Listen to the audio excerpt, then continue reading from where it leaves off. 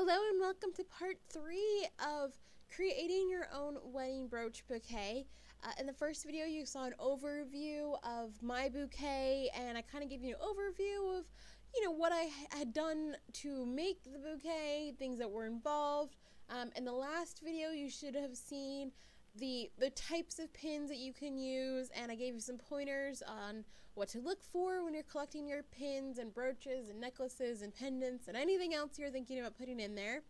And today I'm going to be giving you a little bit more information about the base that I use, since it's come up a few times question-wise. This is the picture of how the bouquet looks finished, and you never know what was underneath it. And I'll go ahead and I'll show you just the bouquet in my own home. Sorry about the lighting. Just to kind of show you what it looks like.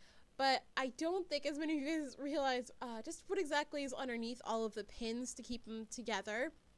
And I think that's partially because I covered it with ribbon, so you didn't see.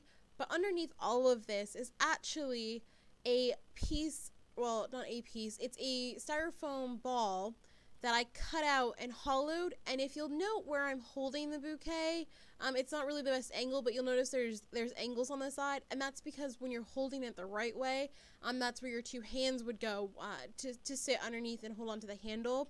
So that's why I have that kind of V shape you'll see here. Sorry about the mess. I was just taking pictures as I went. I got a foam ball from the craft store, spray painted it silver because I knew I was going to have silver and crystal pins on there, so I wanted it to blend in better than just stark white. And I ended up spending forever using my bread knife that I don't use anymore. Woohoo! Going paleo, don't need that anymore. It took forever. Let me put it that way. I hollowed it out to the best of my ability, and you could see I left probably about an inch and a half border, and that was mostly just structural support. I think anything less would have been too much, or anything less would have been too I hate to say unsupportive, but it wouldn't hold up to the poking all the time. But anything thicker would be harder to poke the stems through, if that makes sense. So, I knew I was going to be loading it up, so I left it a little thick. I just kept drinking more wine. I created a shape like this because I was using it kind of like when you're doing a flower arrangement, you use the green foam, well, to hold the flowers in. Well, that's exactly what we're doing with this concept. This is just holding in fake flowers that are slightly heavier and made of wire. And I just use this shape, like I said earlier, where the V is, that's usually where the hands are going to go on either side, so you have some room. You're not getting hit by rhinestones or pins or God knows what. But honestly, it was just, it is as simple as it looks. You spray paint it, and then hollow it out to your liking. The diameter will vary depending on how big of a bouquet you want. If you want a massive one, get one of the 5 or 6 inch diameters. If you want something small, you obviously don't need it to be that big. So, think about what you want and what you have in mind. If you envision it being really, over the top, go bigger. I also would note that I had originally planned on adding in, what would you call them?